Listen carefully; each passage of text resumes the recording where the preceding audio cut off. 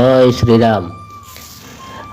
आसतु मोर प्रिय दर्शक बंधु, ज्ञानी सुधी पंडित जने, प्रभु रामंकर भक्त श्रद्धालु गणे, आज आम रामायणर प्रकृत सत्यता उपर आलोचना करिबा। रामायणर विषय वस्तुटी है रामायण 6टा कांड, 7टा कांड नुहे। द्वितीय प्रभु रामचंद्र दशरथ पुत्र नुहे। तृतीय सीतामाता को रावण चोरी कला परे लक्ष्मण केवे भी 3 रेखा काटी नांती। चतुर्थ सीतामाता को द्वितीय वनवास होई नाही। ये सब विषय वस्तुर अर्थ कौन, वाल्मीकि रामायणर सत्यता कौन और तुलसीदास रामायणर सत्यता कौन, आसतु आज्ञा पूरा विषय वस्तुटी को शेष पर्यंत शुणी नवा। प्रथमे जानिबा रामायण 6टा कांड, 7टा कांड नुहे। यह किपरि? त्रेतया जुगरे रामायणर प्रतिटी घटना वृत्तांत नारद महर्षि को जଣା थिला।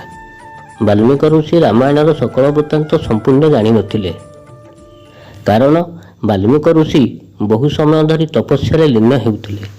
सेतिपाई वाल्मीकि ऋषि प्रथमे नारद महर्षि को गुरु करी रामायणर प्रतिटी घटना बुझी सारिबा परे रामायण लेखा आरंभ करथिले।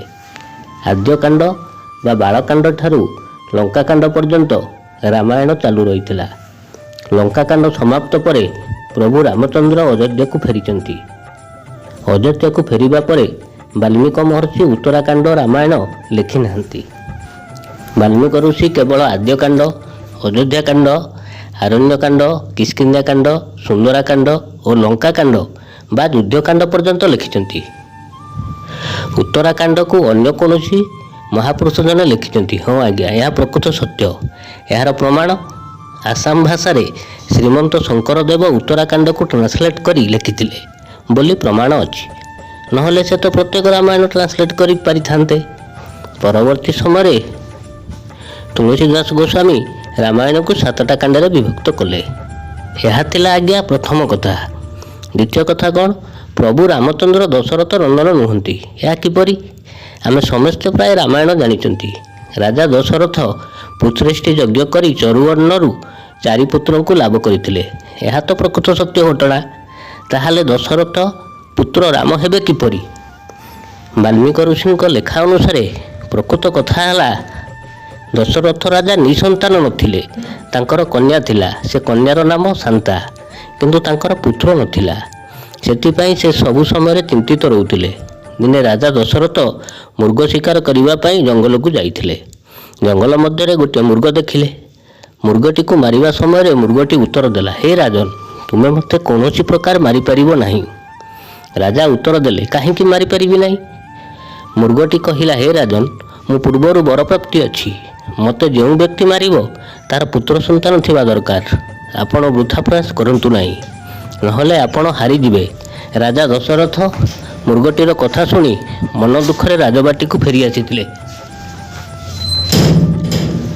राम राजबाटी की फेरी आसी सीधा सीधा कुल पुरोहित वशिष्ठ महर्षि को पाखक जाइथिले। सेटारे मृगटीर कथा को गुरु वशिष्ठ ऋषि सम्मुखें वर्णना करथिले। सेहिठारे गुरु वशिष्ठ राजा दशरथ को कहिथिले, हे राजन, तुमर सिना कन्या अछि किंतु पुत्र नाही। तुमको पुत्रेष्टि यज्ञ करने पड़िबो। वशिष्ठ महर्षि कहले, हे राजन, मन रख, तुमे जो पुत्रेष्टि यज्ञ करिवो से यज्ञ मुनि ऋष्यशृंग को निमंत्रण पत्र दे आनिबा को पड़िबो। कारण ऋष्यशृंग मुनि ए पर्यंत नारी मुख देखि नांती। से जदि आपणक यज्ञ घृत आहुति देवे, यज्ञ देवता प्रसन्न होई चरुवर्ण रे तैयारी स्वादिष्ट क्षीरी प्रदान करिवे।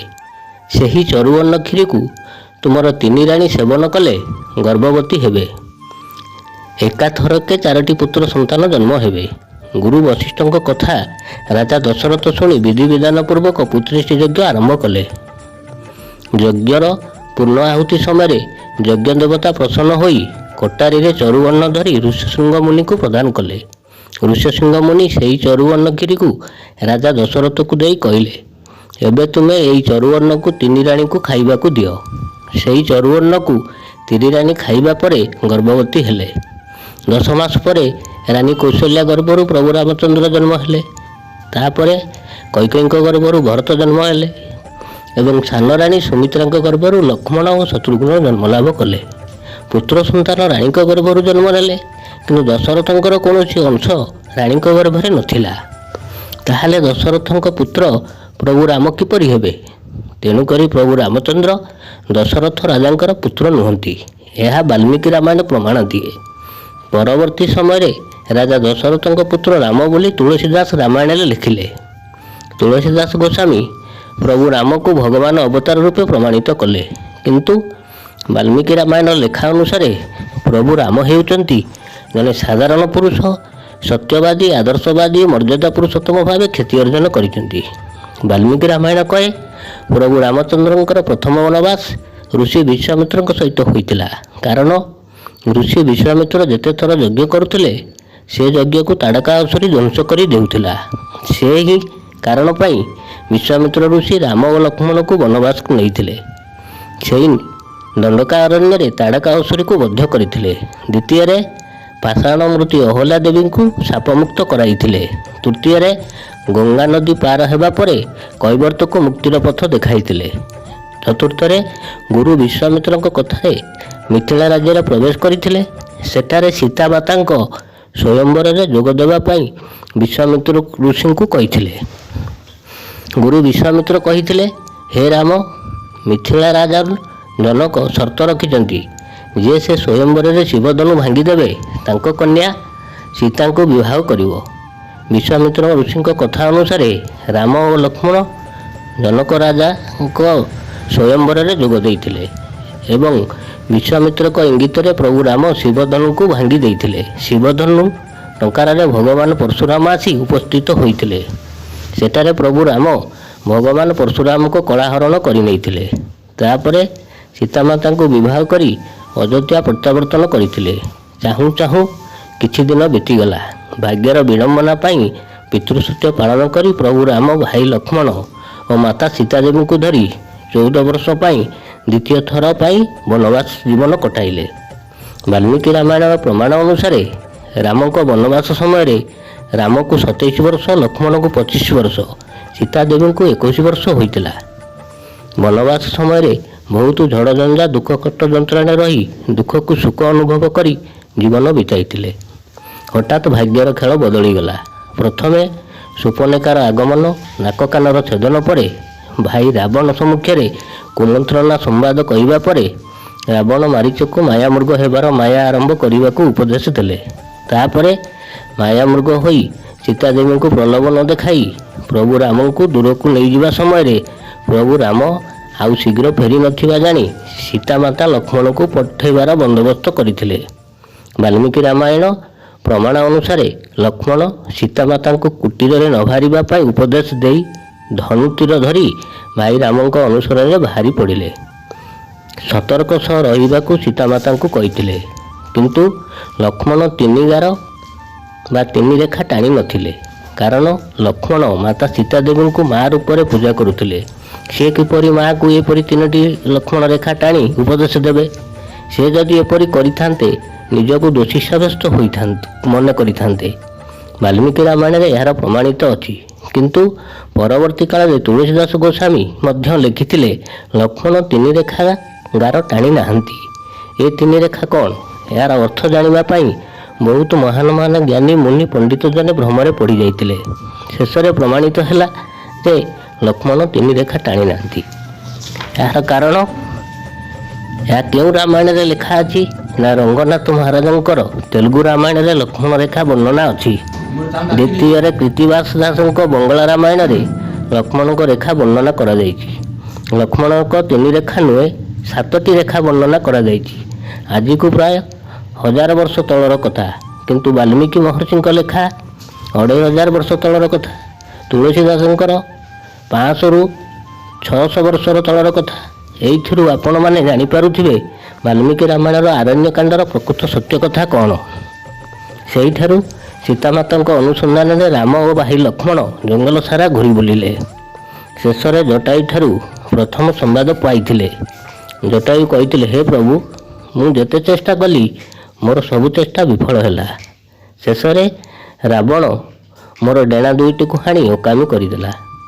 କିନ୍ତୁ ପ୍ରଭୁ, ମୁଁ ଆପଣଙ୍କୁ ଏତିକି କହିପାରିବି, ରାବଣ ମାତା ସୀତାଦେବୀଙ୍କୁ ଧରି ଦକ୍ଷିଣ ଦିଗକୁ ଗତି କଲା। ଆପଣ ଦକ୍ଷିଣ ଦିଗକୁ ଗଲେ ମାତା ସୀତା ଦେବୀଙ୍କ ସନ୍ଧାନ ପାଇ ପାରିବେ। ଏଇଠାରୁ ଆଜ୍ଞା ବାଲ୍ମୀକି ମହର୍ଷି ଲଙ୍କାକାଣ୍ଡ ଲେଖିବା ଆରମ୍ଭ କରିଥିଲେ। ମାତା ସୀତା ଅନୁସନ୍ଧାନ ଠାରୁ ଆରମ୍ଭ କରି ଲଙ୍କାର ରାଜା ରାବଣକୁ ବଧ କରି ମାତା ସୀତା ଦେବୀଙ୍କୁ ଉଦ୍ଧାର କରିବା ପର୍ଯ୍ୟନ୍ତ ଏବଂ ଅଯୋଧ୍ୟାକୁ ଫେରିବା ପର୍ଯ୍ୟନ୍ତ ଲଙ୍କାକାଣ୍ଡ ବା ଯୁଦ୍ଧକାଣ୍ଡର ବର୍ଣ୍ଣନା କରାଯାଇଛି। ଏଇଠାରୁ ବାଲ୍ମୀକି ମହର୍ଷି ଉତ୍ତରାକାଣ୍ଡ ଲେଖିନାହାନ୍ତି। ଯୁଦ୍ଧ ସମାପ୍ତି ପରେ ରାମାୟଣ ଲେଖିବା ସମାପ୍ତି ହୋଇଛି। ତାହେଲେ ଆଜ୍ଞାମାନେ କୁହନ୍ତୁ, ବାଲ୍ମୀକି ଋଷି ଆଦ୍ୟକାଣ୍ଡରୁ ଲଙ୍କାକାଣ୍ଡ ପର୍ଯ୍ୟନ୍ତ ଲେଖିଲେ, ଉତ୍ତରାକାଣ୍ଡ ଲେଖିନାହାନ୍ତି। ସୀତାମାତାଙ୍କ ଦ୍ୱିତୀୟ ବନବାସ ହେଲା କିପରି? ସୀତାମାତାଙ୍କ ଦ୍ୱିତୀୟ ବନବାସ କେବଳ ଉତ୍ତରାକାଣ୍ଡରେ ହିଁ ଅଛି। ହଁ ଆଜ୍ଞା, ମୁଁ ଏହା କହୁନାହିଁ କି ଲେଖୁନାହିଁ। ବାଲ୍ମୀକି ରାମାୟଣର ପ୍ରମାଣ ହିଁ ମୁଁ ଆପଣମାନଙ୍କୁ ଦେଉଛି। ପରବର୍ତ୍ତୀ କାଳରେ ତୁଳସୀଦାସ ରାମାୟଣରେ ଉତ୍ତରାକାଣ୍ଡ ଲେଖା ହେଉଛି। ତାହା ପୂର୍ବରୁ ଆଉ ଜଣେ ମହାନ ସନ୍ଥ ବ୍ୟକ୍ତି ଉତ୍ତରାକାଣ୍ଡକୁ ଲେଖି ବାଲ୍ମୀକି ରାମାୟଣରେ ଯୋଡ଼ିଥିଲେ। ସେଥିରେ ସୀତାଙ୍କର ଦ୍ୱିତୀୟ ବନବାସ କଥା ଲେଖା ଅଛି। କେଉଁ କାରଣ ପାଇଁ ହୋଇଥିଲା? ସେଥିରେ ଲେଖା ଅଛି, ପ୍ରଭୁ ରାମଚନ୍ଦ୍ର ରାଜ୍ୟର ଖବର ବୁଝିବା ପାଇଁ ଦିନେ ସନ୍ଧ୍ୟା ସମୟରେ ଛଦ୍ମବେଶରେ ବୁଲୁଥିଲେ। ଅନତି ଦୂରରେ ପ୍ରଭୁ ରାମଚନ୍ଦ୍ର ଦେଖିଲେ କେତେ ଗୁଡ଼ିଏ ଲୋକ ଛିଡ଼ା ହୋଇ କଥାବାର୍ତ୍ତା ହେଉଛନ୍ତି। ପ୍ରଭୁ ସେଠାରେ ପହଞ୍ଚି ଶୁଣିଥିଲେ ଭଦ୍ରା ନାମକ ଜଣେ ବ୍ୟକ୍ତି ସୀତାଦେବୀଙ୍କ ବିଷୟରେ କହୁଥାନ୍ତି। ରାବଣ ଚୋରି କରି ନେଇ ରଖିଲା। ପ୍ରଭୁ ରାମଚନ୍ଦ୍ର ତ ତାଙ୍କ ପତ୍ନୀକୁ ରାଜବାଟୀରେ ରଖିଛନ୍ତି। ଏହା କେଉଁ ନ୍ୟାୟ? ରାଜାଙ୍କୁ ତ ଆମେ କିଛି କହିପାରିବା ନାହିଁ। ଏହି କଥା ପ୍ରଭୁ ରାମ ଶୁଣି ସୀତାମାତାଙ୍କୁ ଦ୍ୱିତୀୟ ଥର ବନବାସ ପଠାଇଥିଲେ। ଯେଉଁ ଉତ୍ତରାକାଣ୍ଡକୁ ଆସାମ ଭାଷାରେ ଶ୍ରୀମନ୍ତ ଶଙ୍କରଦେବ ଟ୍ରାନ୍ସଲେଟ୍ କରି ଲେଖିଥିଲେ, ଏହା ହେଉଛି ତା'ର ପ୍ରମାଣିତ। ଦ୍ୱିତୀୟର ପ୍ରମାଣ କ'ଣ? ତୁଳସୀଦାସ ଗୋସ୍ୱାମୀ ଲେଖିଲେ, ପ୍ରଭୁ ରାମଚନ୍ଦ୍ର ରାତ୍ର କାଳରେ ପ୍ରଜାମାନଙ୍କ ଦୁଃଖ ସୁଖ ବୁଝିବା ପାଇଁ ଛଦ୍ମବେଶରେ ବାହାରି ଘର ଘର ବୁଲୁଥିଲେ। ବୁଲି ବୁଲି ଧୋବା ଧୋବଣୀ ଘର ପାଖରେ ପହଞ୍ଚି ଶୁଣିଥିଲେ ଧୋବା ଓ ଧୋବଣୀର ଝଗଡ଼ା ହୋଇଥିଲା। ଏ ଝଗଡ଼ାରୁ ଧୋବଣୀ କହିଲା, ରାବଣ ସୀତାମାତାଙ୍କୁ ବର୍ଷ ବର୍ଷ ଧରି ଅଶୋକ ବାଟିକାରେ ରଖିଥିଲେ, ସେ କେମିତି ସତୀ ହେଲା? ମୁଁ ଗୋଟିଏ ଦିନ ପାଇଁ ମୋ ବାପ ଘରେ ରହିଗଲି, ମୋତେ ଅସତୀ ବୋଲି କହୁଛ? ପ୍ରଭୁ ଏ ଝଗଡ଼ାକୁ ଶୁଣି ପ୍ରଜାମାନଙ୍କ ମଙ୍ଗଳ ପାଇଁ ସୀତାମାତାଙ୍କୁ ଦ୍ୱିତୀୟ ଥର ବନବାସ ପଠାଇଥିଲେ। ଏହା ଆମର ତୁଳସୀଦାସ ରାମାୟଣର ପ୍ରମାଣ ଦିଏ। ତୃତୀୟରେ ଶୁଣିବା, ଅଙ୍କୁଶ ପୁରାଣରେ କ'ଣ ପ୍ରମାଣ ଅଛି? ସୀତାମାତାଙ୍କୁ ଦ୍ୱିତୀୟ ଥର କାହିଁକି ବନବାସ ହୋଇଥିଲା? ଦିନେ ସୀତାମାତା ରାବଣର ବାମ ଆଙ୍ଗୁଠି ଚିତ୍ର ଅଙ୍କନ କରୁଥିବା ସମୟରେ ମାତା କୈକେୟୀ ଦେଖିଦେଇଥିଲେ। ମାତା କୈକେୟୀ କହିଲେ, ହେ ସୀତା, ତୁମେ ଯଦି ରାବଣର ପୁରା ଚିତ୍ର ଅଙ୍କନ କରିପାରିବ, ମୁଁ ତୁମକୁ ଶ୍ରେଷ୍ଠ ବହୁ ରୂପେ ଗ୍ରହଣ କରିବି। ସେହିଠାରେ ସୀତାମାତା ରାବଣର ପୁରା ଚିତ୍ର ଅଙ୍କନ କରିପାରିନଥିଲା।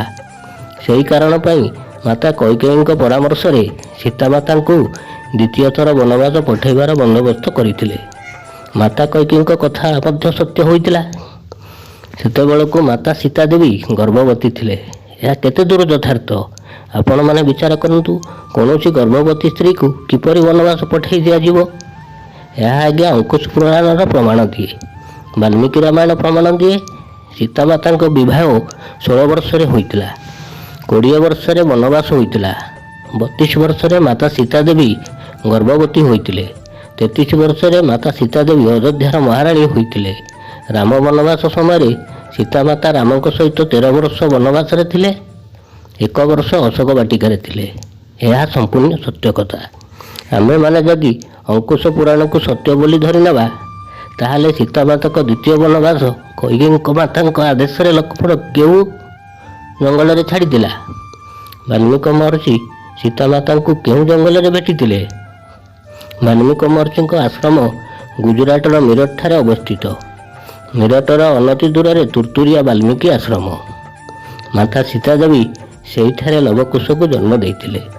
ଏହା ଅଙ୍କୁଶ ପୁରାଣ ଆମକୁ ପ୍ରମାଣ ଦିଏ। ବାଲ୍ମୀକି ମହର୍ଷି ପ୍ରମାଣ ଅନୁସାରେ ପ୍ରଭୁ ରାମଚନ୍ଦ୍ର ହେଉଛନ୍ତି ଅଯୋଧ୍ୟା ନଗରୀରେ ଜଣେ ପ୍ରଜାଶାସକ, ସୁଶାସକ, ନ୍ୟାୟବନ୍ତ, ସତ୍ୟବନ୍ତ ଓ ମର୍ଯ୍ୟାଦା ପୁରୁଷୋତ୍ତମ ରୂପେ ସମ୍ପୂର୍ଣ୍ଣ ଆର୍ଯ୍ୟାବର୍ତ୍ତର ଜଣେ ମହାନ ଶାସକ ରାଜା ଥିଲେ। ପ୍ରଜାମାନଙ୍କର ଦୁଃଖ ଦୁର୍ଦ୍ଦଶା ସହିପାରୁନଥିଲେ। ତୁଳସୀଦାସ ରାମାୟଣ ପ୍ରମାଣ ଦିଏ, ରାମ ହେଉଛନ୍ତି ଜଣେ ସପ୍ତମ ଅବତାରୀ ପୁରୁଷ ଥିଲେ। ସେ ଭଗବାନଙ୍କ ଅବତାର ନେଇ ରାକ୍ଷସମାନଙ୍କୁ ମାରି ସାଧୁ ସନ୍ତଙ୍କୁ ଧର୍ମ ପାଳନାର ମାର୍ଗଦର୍ଶକ ଥିଲେ। ସ୍ୱୟଂ ପ୍ରଭୁ ରାମଚନ୍ଦ୍ର ହେଉଛନ୍ତି ବିଷ୍ଣୁଙ୍କର ଅବତାର। ହଁ ଆଜ୍ଞା, ଏହା ଭିତରେ ବହୁତ କିଛି ସତ୍ୟତା ଲୁଚି ରହିଛି। ଦ୍ୱିତୀୟ ଭାଗରେ ଆଉ କିଛି ନୂଆ ସତ୍ୟତା ଉପରେ ଆପଣମାନଙ୍କ ନିକଟରେ ପ୍ରତିପାଦନ କରିବି। ଏହିଠାରୁ ଆମ ଆଲୋଚନାକୁ ବିଶ୍ରାମ ଦେବା। ଯଦି ଆମର ଭିଡ଼ିଓଟି ଆପଣମାନଙ୍କୁ ଭଲ ଲାଗିଥାଏ ଲାଇକ୍ କରି ଅନ୍ୟ ସାଙ୍ଗସାଥିମାନଙ୍କୁ ସେୟାର କରିଦିଅନ୍ତୁ। କମେଣ୍ଟ ବକ୍ସରେ ନିଶ୍ଚୟ ଏହାର ମତାମତ ଜଣାନ୍ତୁ। ଆଜି ତ ସମୟ ହୋଇଯାଇଛି, ବିଦାୟ ଦିଅନ୍ତୁ। ନମସ୍କାର, ଜୟ ଶ୍ରୀରାମ।